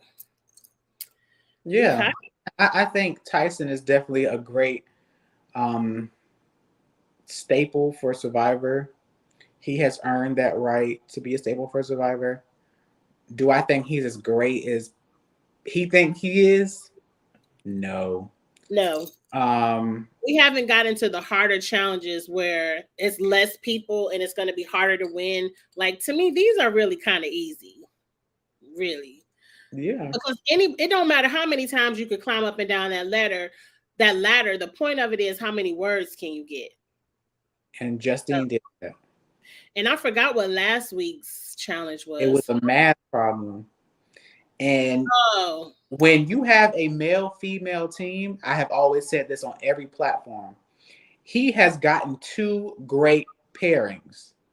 The best teams are the ones where the females are almost size matched with the men. if he would have gotten somebody that was really small and slow and not good, he would have never won anything. Put us on a season together, Michelle. Clock that T. It would have never worked. That's why all this praise going straight to Tyson, I don't think is fair, because he got two female partners with volleyball body types that match up well with his tall, slender body type. Naturally, those women are going to match well with him because they are bigger, taller, athletic women. We haven't seen I him. don't trust this We haven't seen algorithm. him with women that are bad. That's why I don't trust this algorithm. Like, wait till he has to partner with Asa. Wait till he has to partner with Alyssa, and let's see how good he does. You're right. He had two really good partners, and as far as I'm concerned with this algorithm, and the word on the, I think I saw it in the chat. The word on the curb is Tyson wants to get rid of all the weaker people, so that keeps the pool of partnerships strong for him, which I can understand that strategy of the game. Yeah, because if we would have seen him, if episode 1, Tyson was paired with Shannon, is that her name? The girl that wanted to go home, he would not have won. If we No. saw Tyson paired with the girl that was Cashel's ex, what's her name? Kyra, he would not have won. It has a lot to do with you're as strong as your weakest piece. And a lot of these pairings, the weaker piece is the female competitor. Not saying all women are weak. I'm saying traditionally in the challenge format, a male and female pair, you're only as good as the female on that team. That's just fact. Let's see what the algorithm give him next week. I bet you next week he gets Sarah or right, right. You know, he gonna get Desi. He gonna get Tasha. He gonna get one of the strong women, and he gonna keep winning because of the woman. It's because of the match he's getting. Yeah, he needs to get a Asa, and let's see what you do. But another thing about week 1, I don't trust challenges where there's not a rolling clock. Anybody could have won week 1, as far as I'm concerned. But that is what it is. Even with Shan is going to be a great. Shan is going to be a great partner because she's athletically built. I don't know how smart she is with puzzles, but we'll see.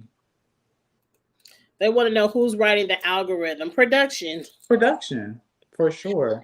CBS ain't paid no money for no actual algorithm. They got people in the back with a check mark. Okay, right, a piece of paper and a pencil. Yes, and to be honest, there's nothing wrong with that. There's nothing wrong with that. David, the weak partner. The shade. Not him. Well, Leo is weak too. Leo is pretty weak. I like Leo. The football player from Survivor that you like. I like Danny. Weak. Who else? We got quite a few. We got Enzo, weak. Enzo, DX. Desi already said I don't want to be with them. There's quite a few weak men. That's why I said it has a lot to do with the woman on that team. Okay, real quick, let's think about the drama of this episode. Mm-hmm. Knowing that it's not a true algorithm. The drama of this episode, who do you think would be the perfect partnership that we need a storyline out of for next week? Ooh, so we're guessing the pairs for next week. Yes. Good. Yes. I like this. Pairing expectations for next week. I think for storyline purpose, we want to see Xavier and Alyssa together. I was going to say that. I was going to say that. That's who they want to see. Or because they want to push the anti-cookout storyline, they're going to put Alyssa with Derek X because they are both anti-cookout. And it's going to be somebody else from the cookout going in again. I don't think that's a good pairing because Alyssa and DX, in the eyes of everyone else in the house, is a perfect combination to put in elimination if they don't win because they're both big brother and they're both big brother 23. Yeah, but they are two people that are not going to win the show. So they for this arc of anti cookout, we need to get as many clips of them talking about that as possible before they go home. If you pair them up, you'll get a lot of conversation about the cookout. True. Tyson Who and Shannon. somebody says with my name in it. Come Uh, from Danny ain't weak. Danny is Danny ain't no weak. I agree with that. I agree with you, Davion. That's only because Danny she is like so football weak. players. She like football players, I but do love a good football player. she's still weak. Kylan and Alyssa is not a story. No, it's no story there. Tyson and Shannon, I don't think that's a good story. I think if we want Tyson to get a good story out of someone, he needs to be paired up with Big Brother next week. Maybe It's going to be somebody that liked Tiffany, so it'll be Azza. Yes. yeah. Just like he got Justine. He got Justine because she liked the other person he got rid of. So they're going to put him with somebody that's friends with Tiffany. Azza. Mm-hmm. What do you think would be a good story for Cachet, or is her story over? Cachet. Cachet would be good with. Is she attracted to anybody in the house? Or we wouldn't know that at this point. I don't think she is. It seemed like she's stuck on Cinco. Maybe Cinco. Who would be a good hot woman for Cinco? Maybe Cinco can pair up with Desi or Shan so she could be jealous all over again. Who's gonna be Cinco's partner? I kind of agree with those names.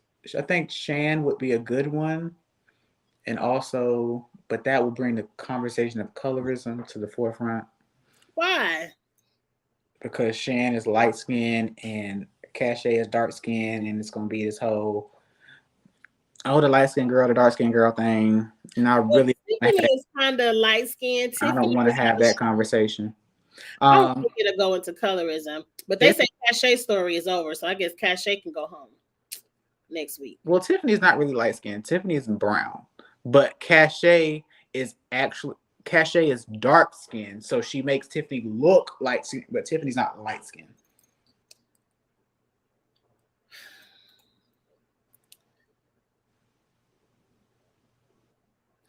Cara being jealous of Kyle hooking up. Yeah, Cinco already been partners with Desi, so Cinco has to go be partners with Shan, or I think Tasha's married, so that don't count. Where's Tasha? Give that queen more light.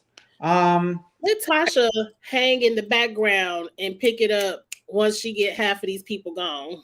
I like Tasha, but Tasha is, like you said, yeah. She's becoming no, that would be giving her too much credit. I like Tasha. I do too.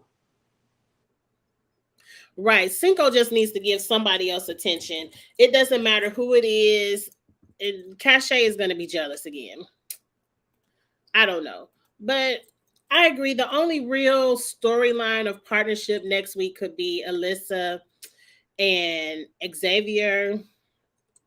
And then maybe have Azza and Tyson win the challenge and throw Alyssa and Xavier in.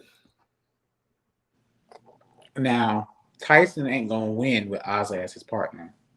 We don't know. It could just be a fashion show competition. I do see them putting Azza with him, but I don't see him winning with her. Yeah, it'll have to be a situation where somebody else from Survivor wins, and maybe they come to them with let's throw DX and Alyssa in.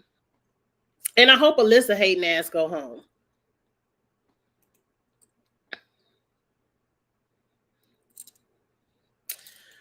But like you said, it's a good season, a good episode. something to get Xavier and Cachet to be jealous. I don't know. I don't think Xavier really is jealous. And y'all, I'm over here smacking on these sunflower seeds because both of these turned out to be beer. And I hate beer. So What if I'm cutting the taste with this salt. So excuse me. what if we finally get DX in a partnership where he can win a challenge? And we finally see the revenge side of Derek X, because I don't want to spoil it, and I don't know this to actually be true.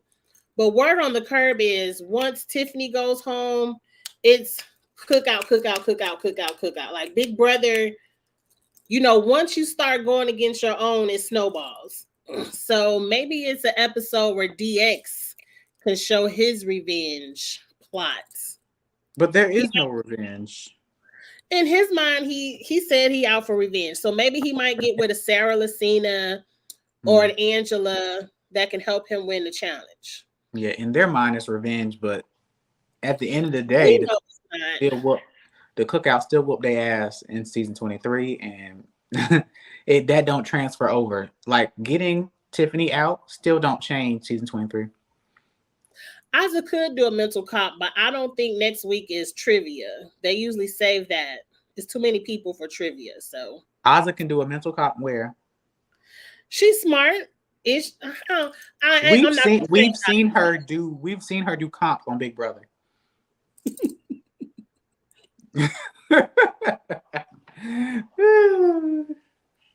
Well, that's all about Charles. Anything else you want to talk about? Y'all want to talk about who got on the block for Big Brother?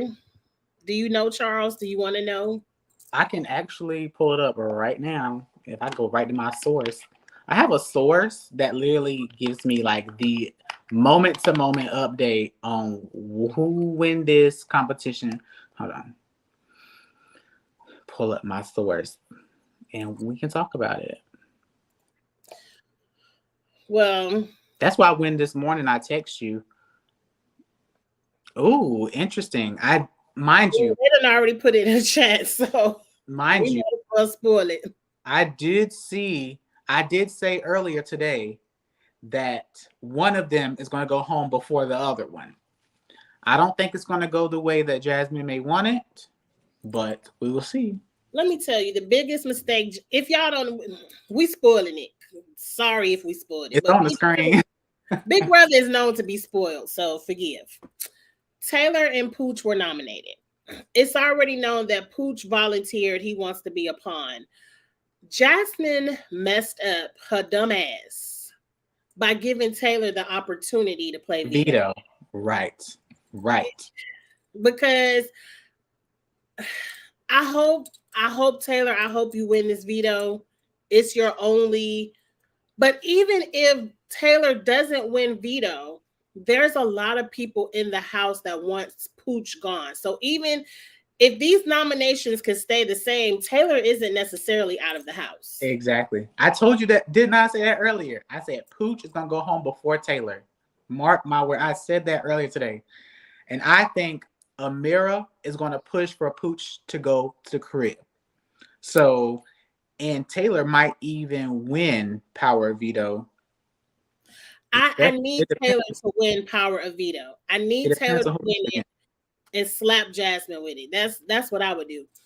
I gotta get to Sunday because I want to know what Jasmine says in her speech, because I feel like she's gonna make me hate her.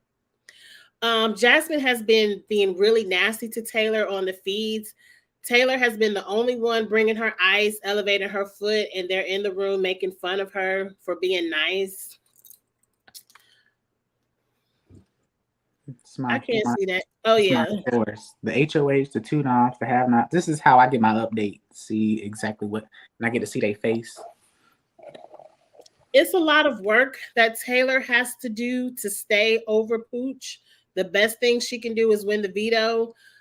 But a lot of people want Taylor gone. Even Terrence is still on the he hates Taylor train. And I don't know what Taylor did to Terrence, but sit next to you on the block. I don't think she has a lot of work to do. I think She has Amira, Michael, Brittany. That's 3. She Nicole doesn't don't have have her. Brittany. Nicole She don't has mind her. Nicole, and she might have Daniel because Daniel said somewhere he doesn't want to see, Daniel is stuck on black people going home. He doesn't want that image on him. So I think he has And what about Nicole, Michael? Say Michael. Michael, Brittany, Amira. Nicole. Yeah. Nicole, but she doesn't have the black men. She does not have Monty What's nor only Terry. with them? Oh well. They won't gonna Yes. make it. They won't gonna change the game anyway. I don't think Taylor's a target. I don't want to keep putting that out there. I don't think in Amira's side, Pooch is the target because Amira wanted Pooch on the block. Yeah, just because the HOH doesn't like a particular person, that don't mean that person has to go home. And really, there's no real need to push hard for campaigning until veto is done. That's Right. how I would be. If I was in Big Brother, I would be socializing as normal and seeing if I could, solidify your vote, Angie. If I can solidify Miguel's vote nicely, softly, Michelle's vote. But I'm not pushing real hard campaigning until after veto.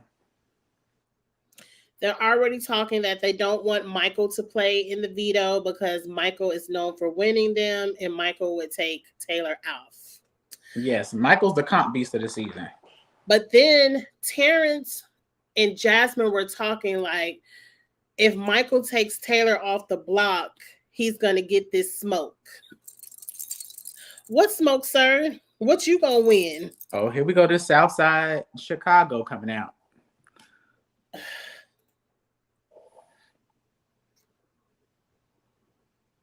Oh, yeah, he did said he believes Taylor was telling the truth, but it's too late.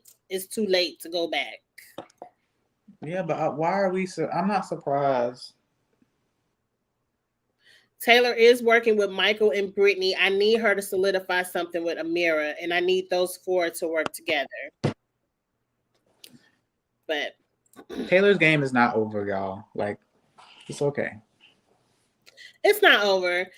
I'm telling you, the worst thing Jasmine did was put her on the block. If Jasmine was any kind of smart, she would have listened to Amira and put up Pooch and Turner. Because a lot of people don't like Turner either. So Turner is the back door if Taylor comes down. Have you noticed that every time they're celebrating or the house guests are just like loose on the show, Jasmine is always right beside Taylor, like giving her hugs or cheering with her. It is like, I thought you didn't like this girl. Like every moment, every time I see Taylor cheering, Jasmine is right there in her face, like, yes, girl. Woo.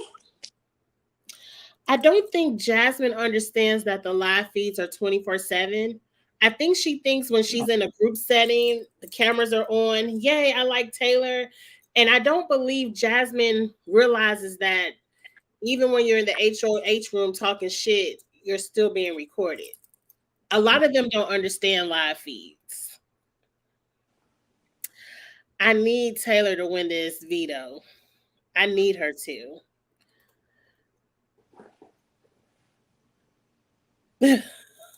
She did win an eating competition. I'm gonna save my shade for Jasmine because I gotta wait and I might not save it because if y'all follow me on Twitter, y'all saw first thing in the morning I said was bitch must have won an eating competition.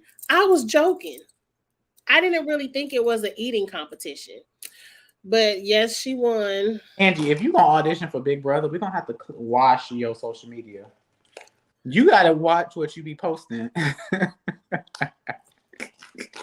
We talking about you auditioning and you just up here just calling people fat bitches and I didn't call her a fat bitch on social media. I think I said that to you in a text. I'm just saying that text insinuates that. And I do at CBS and I should keep adding. Oh my gosh. They're not gonna let me be on. I'm just gonna audition for a circle. You gotta wash your social media, sweetie. I'm just gonna shut my Twitter down. And like you did. I don't know, and I'm gonna have to delete all my Big Brother videos on YouTube. Oh, Taylor did. Taylor, they have to remind. I don't think Jasmine understands that it's live feeds in the house. But that's it. I don't know anything else that's going on with Big Brother outside the nominations. It's still a lot of Taylor hate that I just don't want to subject myself to. I try not to get off Twitter. Right. I try not to fall into the Taylor hate rabbit hole because these people have already showed us who they are week one. We don't expect them to change. Production has clearly stepped in and warned them they're not going to change. So I refuse to let them stress me. I just want to see the veto, what happens with the veto. And I like watching Taylor play the game. I thought she did really good Thursday night playing the game, going around the house, getting her situation straight. Yes. Thank you guys for tuning in. Make sure you comment, share, subscribe, like this live. I think this live has like 14 likes right now, but get the likes up for the algorithm. Subscribe, support Angie. Not blonde hair and blue eyes. I'm over it. The self-hate. Just call yourself a white woman like Monty is Puerto Rican. Just call yourself a white woman. I'm over it. Ain't white. Why do we need to point out that we were born with blonde hair and blue eyes and that we dye our hair black? What point of conversation does that kind of information needs to be known? She's trying to distance herself from her blackness. Yes, because I have an aunt, my aunt that just passed away last summer. Her name is Blondie. Her name is Blondie because she was born with blonde hair and green eyes. But never in any point of conversation in her life does she have to bring up, I was born with blonde hair. You know, my hair used to be blonde because as she got older, it kind of turned a light brown. But I'm like, nobody does that. Nobody that I know does that. Blonde hair runs deep in my family. But it shows brings it up. It shows that she's aware of the social capital she gains by aligning herself with whiteness. People only do that because they think they can gain social capital from aligning with whiteness. I'm not saying she's right doing it, but I'm saying subconsciously she is. I'm telling you why she's doing it. Subconsciously, she is distancing herself from blackness because that's what Taylor represents. Taylor represents blackness, and she wants to get in with the Caucasian people in the house, and she's trying to relate to them like, you guys, guess what? I'm just like you. I was born with blonde hair too. It's more. You should have came in the house with your blonde hair. Why tell the story? Why not just come in the house being you, blonde hair and blue eyed? Aligning with whiteness is what she's trying to do. Subconsciously. It's not something that I don't think she even knows she's doing it, but she's doing it. That too. Because they had they love to drag people on Twitter, and I don't drag, but I like, I'll like it and comment. But they had a post of hers where she was saying, support Black businesses. I have a Black business. And she was just talking about being Black and how we have to support each other, to help each other grow and blah, blah, blah, whatever. I said, bitch, she must have said this right after Black Lives Matter, because your actions does not show that you support Black business. You give me, I support Black business when it's convenient and I want to be Black for you to support me. Right. I want to get some sales this week. So click my link in the bio.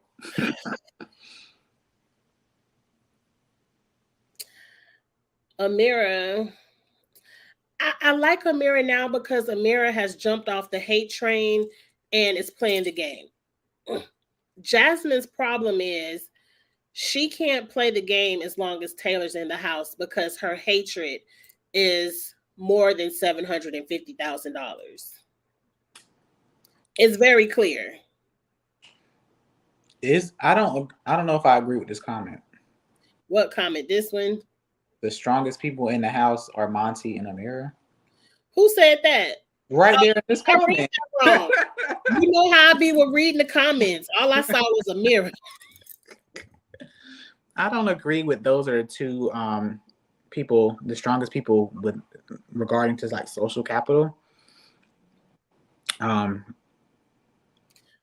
has good social capital. A lot of people like Amira. Yeah, Amira. I think Amira is great because she's in with the girls, the girls alliance, and she's also playing the game. So she's talking to the guys. Some of the girls are not really talking to the guys. So I definitely see that for her. He's on the same page as Jasmine. Like he can't see the game as long as Taylor's in the house. You know who I feel like did so horrible week 1? Who? Daniel. Daniel did not optimize being the first HOH. Being the first HOH, you literally have the board in your hand. You get to put the players where you want them on the board. And he did absolutely nothing with it. Daniel played it wrong. Absolutely. Week 1 HOH is supposed to be easy. It's supposed to be, bitch, you fell first, you fell second, get on the block. He should have put up Jasmine and Amira because all the people who technically fell first are backstage. Jasmine and Amira should have been sitting up there. That should have been his an excuse. Nobody would have been mad at that because they did finish second. And move on. Put together your alliance. But you put up people for personal reasons. And now no one goes home. So all these personal reasons is stuck on our shoulders and we gunning for you now. Where if you would have put up 2 people for no personal reason and nobody goes home, now the game is technically reset and it's not personal. Yeah, but the whole house was not the whole house, but Monty, Paloma, they were always in his face. Jasmine too, talking about. They weren't even in your alliance. How you letting some people who aren't in your alliance dictate your HOH? And we need to get control back of the game. It's not the house's HOH. It's my fucking HOH. Who the fuck? Yeah, but he also doesn't. He, like I said, there are people that watch a lot of seasons but are not good players. They aren't. Because He's a prime example. To have a whole Big Brother Bible is not a good player. She should not have snitched that soon. She should have kept that information until it was absolutely needed. Because little did she know, she was safe. And the fact that Amira had to educate him on the fact that those 4 athletic guys nominated, like volunteered because they didn't want to be seen as threats. You should know that. Why did somebody else have to tell you that? People always want to be a super fan until it's time to play the game. It's easier to be a super fan watching from home because you have the hindsight of 2020. You see everything. Once you're in the game and you don't know what's going on, that little Big Brother Bible don't mean nothing. Right. And let me not talk too much about casting because Kyle was in a good position. I think Kyle was just kind of silent. I do think Kyle's in a good position though. I think Kyle is he's not even being brought up as an option. That's the best thing this early in the game. If nobody's even talking about you, you're in the bit.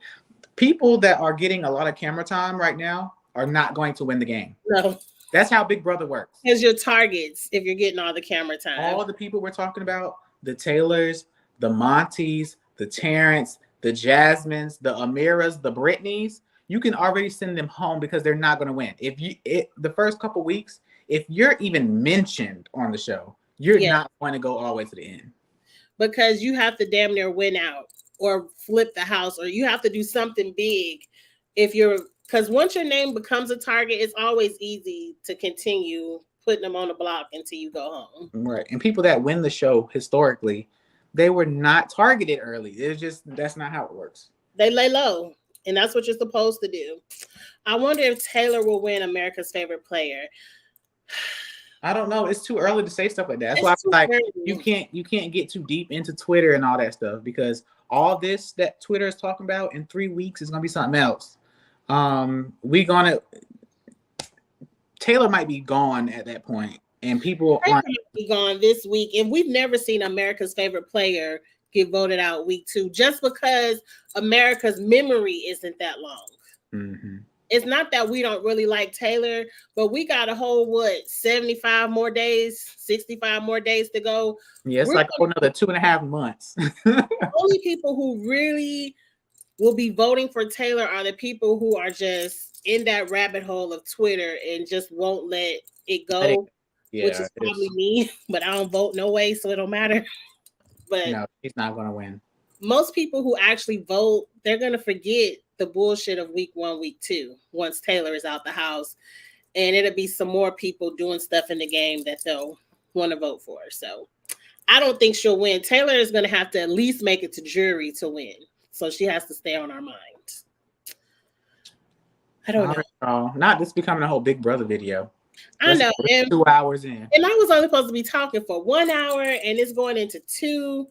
And I done drunk a whole bottle of Stella, and the restroom is calling. So let's get our final announcements out the way. Tomorrow, I don't know the time, but I do plan on going over the Love Island cast because Love Island will begin next week, and I will be reviewing Love Island. I also believe tomorrow I will be with Kamisha on Kamisha Reviews. I don't know what time, but when I do, I will tweet it and put it on the community wall. We're supposed to have Ayana. I know Ayana wasn't on last week. She's supposed to be on this week. So we'll be talking the challenge with Ayana sometime tomorrow. And then, of course, Sunday night is Kitchen Table Talk, where we will be talking about all the gossipy hot topics of the week. And we have a good time at the kitchen table as well. What do you have going on, Charles? Right now, I'm just focusing in on my products.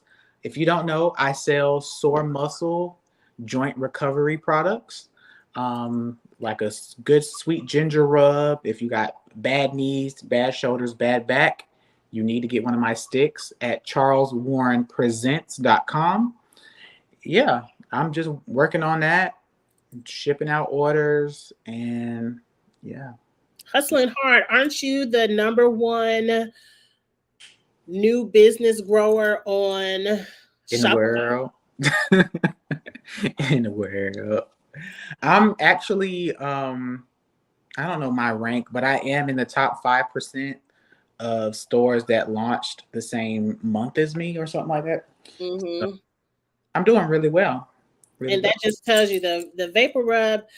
I can vouch for the Vapor Rub. It's amazing. I use it after workouts. I use it when I'm sick. I use the Vapor Rub all the time. It's almost time for me to get a new one. Yes. And I'm begging Charles to do the body wash again because I love the organic body wash that he has as well. I might bring it back for a limited time. But yes, y'all go to charleswarrenpresents.com, grab you something, and I appreciate you guys. Okay, you all know how it is. You never know what'll go down on Big Brother and when I'll just pop a live up, or if you're into Twitter Spaces, I'm usually always on Twitter Spaces talking shit, and I need to stop. I need to get out of the Big Brother rabbit hole, but it's fun. I know you all know that it's fun because you all be on Twitter too. But I'm about to end it here. This was fun. You all don't know how much it means to get on here every Friday night and talk about the competition shows. It is a great time. So I hit it too fast. Like the video, definitely get in the comments if you're on the rewatch. Subscribe because Big Brother is a long season. The challenge will go on forever, and Love Island is getting ready to come up. So we're going to have a good time on Kiss My Cheeks TV. Good night.